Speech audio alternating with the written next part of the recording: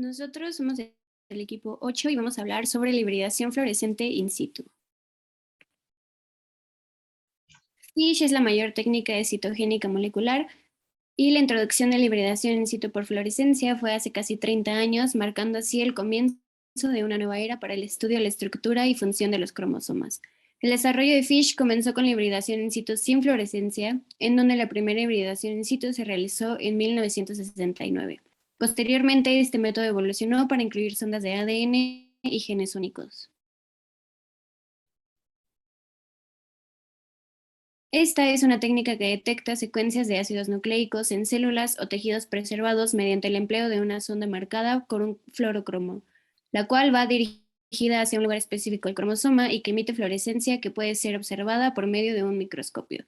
Esta técnica se fundamenta en la capacidad que poseen los ácidos nucleicos para hibridarse entre sí, es decir, la existencia de determinada secuencia de ADN o ARN que resulta complementaria con otra secuencia a través de puentes de hidrógeno formados entre las bases adenina-timina o uracilo y citosina-guanina. FISH se puede hacer en células tanto en metafase como en interfase.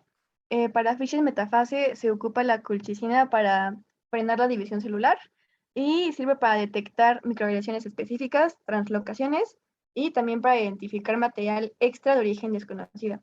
Mientras que FISH en interfase se emplea para detección de aneuploidías o de lesiones grandes, duplicaciones o translocaciones, y esto cuando las muestras son complicadas de crecer o son escasas, como es el caso de las células fetales o tumorales.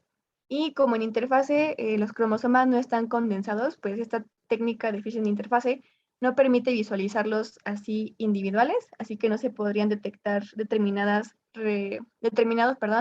ordenamientos estructurales.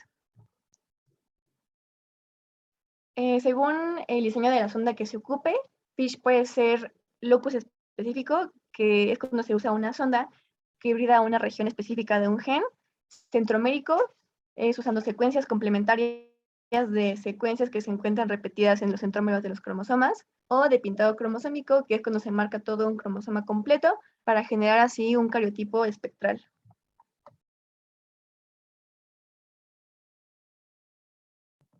A grandes rasgos, la metodología para realizar FISH primero consiste en la fijación y permeabilización de la muestra, posteriormente la hibridación, seguida de un lavado, el cual es muy importante para así evitar resultados falsos positivos, y finalmente la visualización de las células marcadas usando un microscopio de epifluorescencia o confocal. Para la preparación de la muestra se pueden utilizar distintos equipos. Dependiendo de la naturaleza de la muestra y de los objetivos del estudio, podemos utilizar incubadora, termociclador, vórtex, centrífuga y congelador. De este procedimiento, el paso más importante es la desnaturalización del ADN para separar la doble hélice. Una vez que la muestra está desnaturalizada, se le añade la sonda de interés para que hibride en la secuencia de ADN específica para la cual fue diseñada. Se pueden hacer tinciones en las células con DAPI para poder visualizarlas. Las sondas pueden estar marcadas de manera directa con el fluoróforo o indirecta con anticuerpos.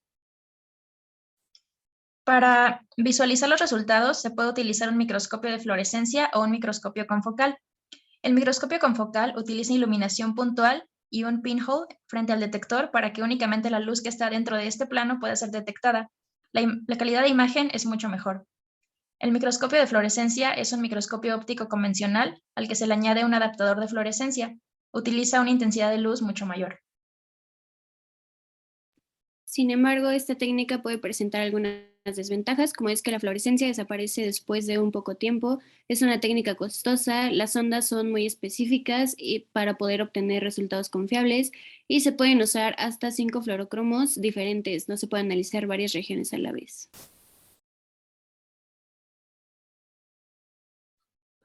Bueno, a grandes rasgos también les vamos a explicar unas de las aplicaciones que pueden tener FISH.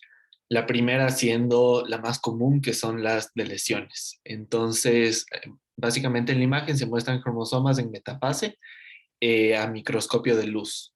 Pero cuando se les aplica las ondas FISH, como la siguiente imagen, estas revelan que uno de los cromosomas se encuentra bien aquí se puede ver la sonda en color rosado, y el otro se presentó una deleción a nivel cromosómico que eventualmente va a desarrollar una patología.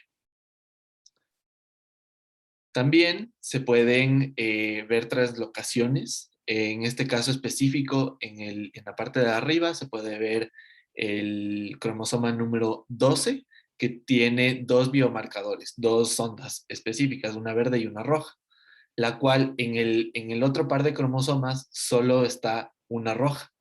Y una parte, lo que significa que una parte del cromosoma 12 se traslocó al cromosoma 4, como se puede ver en imagen.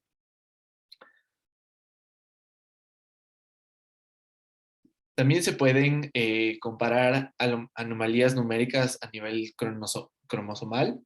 En este caso específico es la trisomía del par número 8, donde normalmente o en la anterioridad se hacía con un cariotipo, como es la imagen de la izquierda. Entonces, a través de FISH se usan sondas específicas para el cromosoma número 8 y se ven los núcleos celulares y se cuentan cuántas hibridaciones hubo. En este caso, la célula de abajo es la célula sana y las dos de arriba presentan la trisomía del par número 8. Y finalmente, también se puede hacer un conteo de número de las copias que hay en interfase. En este caso específico es para un tipo de leucemia en el cual se ve con una sonda rosada un gen que es altamente conservado. Entonces, este gen no va a cambiar y más o menos va a ser como un control. Pero en este tipo de leucemia que estaban investigando, el gen que se ve con el fluorocromo cian se tiende a amplificarse muchas veces, y por ende esto también puede ser una manera de, primero, ya detectar este tipo de cáncer, y segundo, ver en qué etapa o en qué progreso está dentro de la leucemia. Este es un video para cerrar todos los conocimientos, ¿no?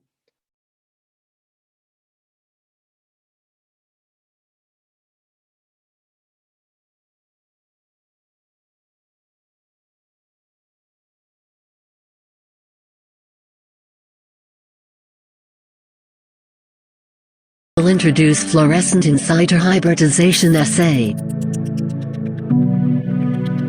There are 4 parts. What is FISH? The probes, the procedure of FISH and the applications. Fluorescent inciter hybridization is a molecular cytogenetic technique.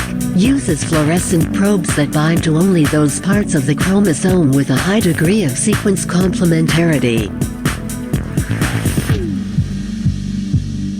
The DNA contains 2 strand-like molecules coiled together into a structure known as a double helix. The bases in each strand are able to bind to each other and hold the DNA together. When 2 complementary sequences find each other, they will bind together, or hybridize. FISH works by exploiting the ability of one DNA strand to hybridize specifically to another DNA strand. FISH works by exploiting the ability of one DNA strand to hybridize specifically to another DNA strand. And it uses small DNA strands called probes that have a fluorescent label attached to them. The probes are complementary to specific parts of a chromosome. When DNA is heated, the patient's 2 DNA strands break apart, or denature, and the probes are able to hybridize to their complementary sequence in the patient's DNA. If a small deletion is present in the region complementary to the probe will not hybridize. If a duplication is present, more of the probe is able to hybridize. Probe is critical to inciter hybridization, and the right probe can help you achieve your goals. Not only the probe types, but also the label of probe should you take into account when you choose a probe for inciter hybridization. Different probes have different characteristics. dsDNA probes are stable and easier to obtain. ssDNA probes are more specific and better and resistant to RNases. For RNA probes, they have higher thermal stability and better tissue penetration. Probes have two mainly labels. One is radioactive isotope labeling, the other is non-radioactive isotope labeling, such as biotin and fluorescent dye. There are 4 steps of FISH: preparation of the fluorescent probes, then denaturation of the probe and the target. Next, hybridization of the probe and the target. The last is detection. Samples of FISH are 2 categories: fixed cell suspension, formal and fixed paraffin-embedded tissues. Sample predation includes sample fixation and slides. Probe is critical to insider hybridization, and the right probe can help you achieve your goals. Not only the probe types, but also the label of probe should you take into account when you choose a probe for insider hybridization. When you get the slides, the next steps are dehydration and hybridization. And the last step is detection. After the entire hybridization process, the results were examined by fluorescence microscopy. Before detection, preventing quenching is very important. FISH can be used for different areas, such as morphology, pathology, developmental biology, and karyotyping and phylogenetic analysis. Creative Bioarray provides comprehensive commercial probes and FISH kits for easy to use. In addition, high-quality services are also available for our clients.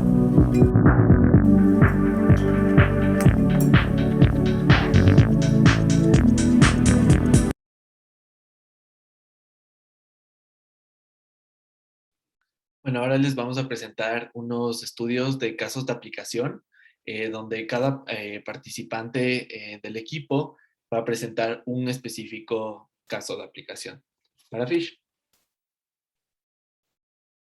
El primer paper es una comparación del valor diagnóstico de una nueva tipo de tinción que se llama Cell Detect, y lo comparan con FISH. Para esto, primero se plantea el problema, que es básicamente el estudio del carcinoma urotelial, que este es básicamente la segunda neoplasia urológica más común después del cáncer de próstata.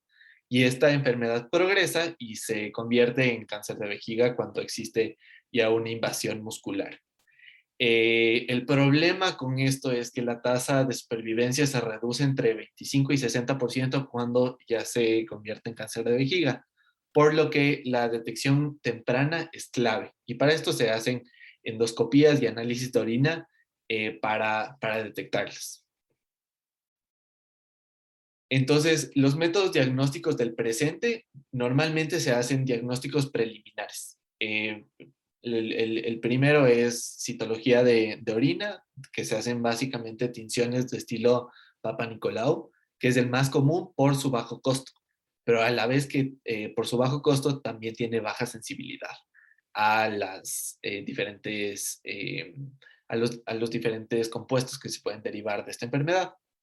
FISH, por otro lado, son las fluorescentes específicas para alteraciones, como se puede ver en la imagen de la derecha, donde aquí, por presentarles un ejemplo, el fluorocromo de rojo es específico para un gen que se va a duplicar y se va a amplificar muchas veces en este cáncer urotelial. Y esta tiene una mayor sensibilidad e igual especificidad que la citología, pero es muy caro de realizarse porque estos necesitan ser como un chequeo rutinario. Entonces, siguiente, por favor. Los investigadores se plantearon el objetivo de evaluar la efectividad clínica de esta nueva técnica de tinción Cell Detect, que es más barata comparado a FISH, pero promete ser igual de buena detectando el cáncer. Entonces, para esto se partió de 264 pacientes sospechosos para este tipo de cáncer y se tomaron muestras de orina y también biopsias. Y a todos se les aplicó las 3 diferentes técnicas: FISH, citología de orina y Cell Detect. Para FISH se utilizó un kit de detección, Urovisión, y bueno, se lo hizo básicamente con todas las cosas que dice el kit, que son centrifugación, una preparación de las células y también las preparaciones del slime. También para citología de orina se hizo una centrifugación, la lisis por el método del CitoSpin y las tinciones por Papa Nicolau. Y para el nuevo método de Cell Detect se compró el kit que viene, Cell Detect Kit, hecho en Tel Aviv, y se hizo una digestión con nucleasas, una tinción con hematoxicilina y la tinturación con el azul y el verde del kit, que son como que derivados de extractos de plantas de algas. Entonces, básicamente a todo esto se los juntó, se les hizo un análisis de resultados y bueno, con la biopsia se veía la confirmación para ver si es que sí o no tenía y se midió la sensibilidad. Siguiente, por favor. Y bueno, como conclusión es que la especificidad en las 3 pruebas es la misma. En la imagen de la derecha se puede ver la tinción con esta nueva tipo de técnica que se llama Cell Detect. Entonces, en el inciso A es un resultado negativo y en el inciso C es un resultado positivo que es no invasivo y en el D sí es un tipo invasivo. Y bueno, la sensibilidad varía para las 3 pruebas y se vio que Cell Detect y FISH rondaban alrededor del 85% en sensibilidad y obviamente la citología de orina una sensibilidad muy baja. Y como conclusión general se dijo que Cell Detect tiene la misma capacidad de detección que FISH, pero a menor coste. Por ende, probablemente en el futuro lo sustituya. Bueno, el siguiente paper es sobre el impacto pronóstico de la pérdida de material del cromosoma 7 detectado por FISH en neoplasias mieloides. Y bueno, la siguiente, por favor. Se sabe que la monosomía 7 y la deleción en el brazo largo del cromosoma 7 son las anomalías cromosómicas más comunes en las neoplasias mieloides, como son la leucemia mieloide aguda y el síndrome mielodisplásico. Y bueno, estudios anteriores han sugerido que la deleción en el brazo largo tiene un pronóstico significativamente mejor que la monosomía en pacientes que tienen leucemia mieloide y síndrome mielodisplásico. Igualmente se ha comprobado un alto grado de heterogeneidad pronóstica entre pacientes con estas anomalias en el cromosoma 7, por lo que pues sí hay una relación en el tipo de anomalía que tengan los pacientes con el desarrollo y riesgo de estas enfermedades. En este sentido, el objetivo del paper es pues, describir las características clínicas, la respuesta al tratamiento y también la supervivencia de los pacientes con leucemia mieloide aguda y síndrome mielodisplásico que tienen alguna anormalidad en el cromosoma 7, ya sea monosomia o de lesión en el brazo largo, detectados pues por FISH.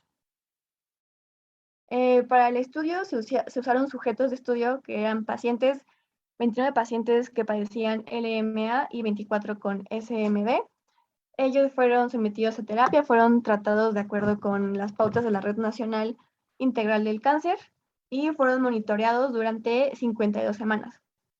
Posteriormente, la respuesta al tratamiento se consideró según criterios estándar de literatura ya investigados anteriormente y bueno, con base a hallazgos morfológicos.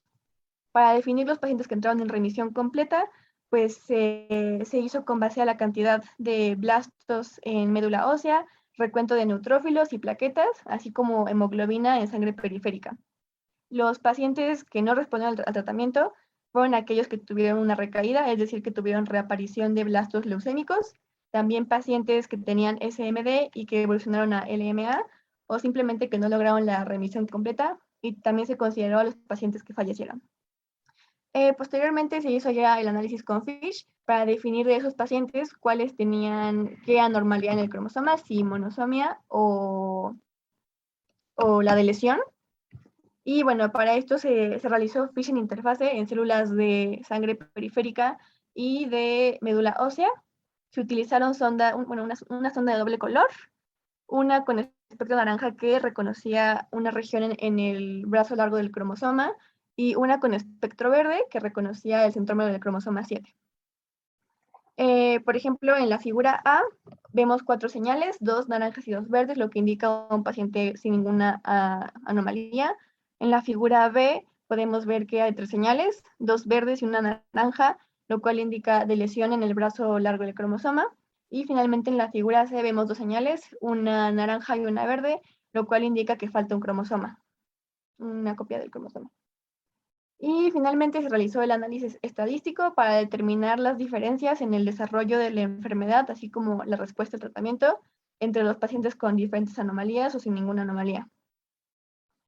Para esto se consideraron hallazgos clínicos como la hepatomegalia, esplenomegalia, linfadenomegalia, también parámetros hematológicos como el nivel de hemoglobina, cuenta total de leucocitos y plaquetas, así como la respuesta al tratamiento. De igual manera, usando el método de Kaplan-Meier, se hizo una estimación de el tiempo de sobrevivencia promedio y aquí se identificó que los pacientes que no tenían ninguna anomalía en el cromosoma, su tiempo promedio de supervivencia era de 50 meses, mientras que los que tenían la monosomia era de 32 meses y los que tenían únicamente la lesión en el brazo largo fue de 43 meses. Y con esto se pudo concluir que en efecto existe un alto grado de variaciones pronósticas entre pacientes con la monosomia 7 y la lesión en el cromosoma, en el brazo largo del cromosoma. También se encontró que los pacientes que tenían la lesión tienen un mejor pronóstico y recuperación a comparación con los casos de pacientes que tienen la monosomia. Y finalmente, pues se recomendó realizar este mismo estudio, un estudio parecido, pero a gran escala, utilizando un análisis multivariable, así como caracterización molecular de las regiones que están siendo deletadas del cromosoma para poder entender un poco mejor la enfermedad. Y eso fue todo.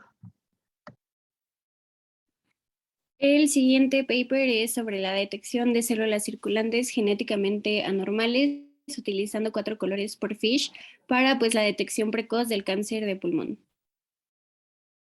El cáncer de pulmón es la principal causa de mortalidad a nivel mundial, especialmente en fumadores y ancianos. Tiene una incidencia anual estandarizada de 31.5 sobre 100.000 en hombres y 14.6 sobre 100.000 en mujeres.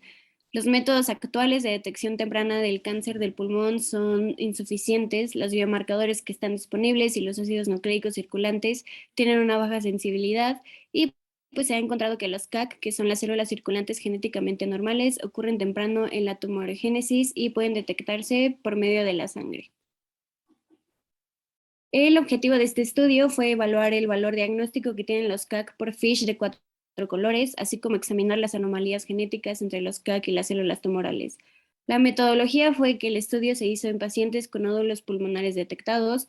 La detección de los CAC se realizó para todos los participantes 5 días antes y después de la operación. Para esta se recolectaron 10 mililitros de muestra de sangre periférica. Las anomalías de los cromosomas 3 y 10 de las células mononucleares se detectaron cualitativamente, en donde estas células se enriquecieron mediante un gradiente de densidad Ficol y se depositaron en un portaobjetos de vidrio de microscopio mediante el sistema CytoSpin. Estas células se fijaron posteriormente para realizar el FISH de 4 colores o se almacenaron a menos 20 grados centígrados. Los núcleos celulares se tiñeron con DAPI. Las células que presentaron polisomía en al menos 2 canales de fluorescencia diferentes se caracterizaron como CACs. En cuanto a los biomarcadores, se tomaron muestras de sangre periférica de 3 mililitros para medir los niveles de CA, de ProGRP, CSC y cifra 21-1, y se midieron los biomarcadores tumorales usando inmunoensayos. En cuanto a los resultados, se pudo observar que la tomografía computarizada preoperatoria reveló un nódulo sólido, que es el inciso A, donde las CACs también se analizaron mediante hibridación in situ con fluorescencia de 4 colores, como se puede observar en el inciso B. El CEP10 es un diploide y tiene una señal dividida un poco difusa. Las imágenes combinadas de CAC pues muestran polisomía de 3P22.1, que es el rojo, polisomía de 3Q29, que es el verde, mientras que el 10Q22.3, que es el dorado, y el CEP10, que es como el agua marina, eran diploides. Este participante tenía 3 CACs antes de la cirugía y 0 después, como se observa en el inciso C, y el examen histopatológico en el inciso D reveló adenocarcinoma de pulmón, y como se observa finalmente en el inciso E, las anomalías cromosómicas también se encontraron en muestras de tejido. Este estudio pues indica que no afecta el tamaño del tumor o el tipo de lesión para poder detectar estas CACs, y se demuestra que las anomalías genéticas en los CACs son similares a las encontradas en los tumores que en sus propios tumores. Esto indica que podría ser células tumorales que se desprendieron del tumor primario y entraron en circulación en la sangre. Es de destacar que las células circulantes genéticamente normales o las CACs se pueden encontrar en lesiones premalignas o lesiones malignas desde la aparición de anomalías citogénicas que ocurren temprano en la tumorogénesis. Esto nos lleva a decir que, en conclusión, las células circulantes genéticamente anormales o las CACs podrían ser un biomarcador prometedor para el diagnóstico precoz del cáncer de pulmón. En un contexto de detección, la implementación de una herramienta de diagnóstico de este tipo puede beneficiar a los pacientes con cáncer de pulmón con una detección en etapa temprana y pues así mejorar el pronóstico. Este estudio también sugiere que puede haber una alta homología en las anomalías genéticas entre los CACs y las células tumorales del tejido canceroso. Por último, quisimos abordar también un poquito el uso de esta técnica en la investigación, y este paper habla sobre cómo las células progenitoras asociadas al embarazo se diferencian y maduran en neuronas dentro del cerebro materno. Los objetivos de este estudio fueron analizar el tráfico celular entre el feto y la madre durante el embarazo, específicamente las células progenitoras asociadas al embarazo, PAPC por sus siglas en inglés, así como su integración, supervivencia y diferenciación en el cerebro. Todo esto utilizando un modelo murino de microquimerismo fetomaternal. El microquimerismo fetomaternal es cuando las células del feto pasan a través de la placenta y se establecen en un grupo pequeño de células que son genéticamente distintas dentro de los órganos y tejidos de la madre. También analizar estas células en el hipocampo de modelos que fueron inducidos con la enfermedad de Parkinson. La integración, supervivencia a largo plazo y diferenciación de este tipo de células en el cerebro no han sido estudiadas ampliamente. Tampoco se ha establecido si estas células en el cerebro expresan marcadores característicos de células madre progenitoras o neuronas de diferenciación temprana. Y tampoco se ha estudiado si el reclutamiento, la supervivencia a largo plazo y la distribución espacial de este tipo de células está influenciada de alguna manera por condiciones neurodegenerativas como lo es la enfermedad de Parkinson. En cuanto a la metodología, primero se realizaron PCR cuantitativas en tiempo real de ADN que se extrajo del ratón madre, y también se realizaron digestiones del cerebro materno con tripsina para buscar GFP bajo el microscopio de fluorescencia. También se realizó la técnica de Fish para el cromosoma y se contratiñó con DAPI para analizar las células PAPC. Después se detectaron y se cuantificaron las PAPC en el cerebro materno, y también con ayuda de la inmunohistoquímica con anticuerpos específicos se visualizó si las células PAPC maduraban en neuronas, y las muestras se vieron en el microscopio confocal. También se transfirieron blastocitos a hembras pseudoembarazadas para poder estudiar a los fetos, y para finalmente estudiar este fenómeno en enfermedad de Parkinson, se indujo la enfermedad con una toxina que es 6-OHDA en el cerebro de las madres, y después se cuantificó la presencia de las células fetales en el hipocampo. Finalmente se realizó el análisis estadístico correspondiente. Estos fueron los resultados. En la imagen A se detectaron las células PAPC por la técnica de Fish, y en la imagen B se ve cómo la frecuencia de estas células es variable en diferentes áreas del cerebro materno. Esto se cuantificó por PCR. Y en la imagen C se ve la GFP en el hipocampo con el microscopio de epifluorescencia. También se puede ver cómo este tipo de células maduraron en axones y en dendritas dentro del cerebro materno. Y por último, en los modelos que fueron inducidos con la enfermedad de Parkinson, se ve cómo este tipo de células pueden formar neuronas migratorias intermedias. En conclusión, este modelo de microquimerismo fetomaterno en el cerebro puede ser utilizado como modelo para estudiar la supervivencia y la integración de este tipo de células en los circuitos neuronales que ya existen en el cerebro. La regeneración de esta conectividad neuronal representa un gran obstáculo, especialmente en las terapias celulares para enfermedades neurodegenerativas, por lo cual estas PAPCs podrían constituir una nueva clase de células madre o de células progenitoras con capacidades específicas de diferenciación y localización en los tejidos. Estos hallazgos podrían ser útiles para el desarrollo de terapias celulares en el futuro.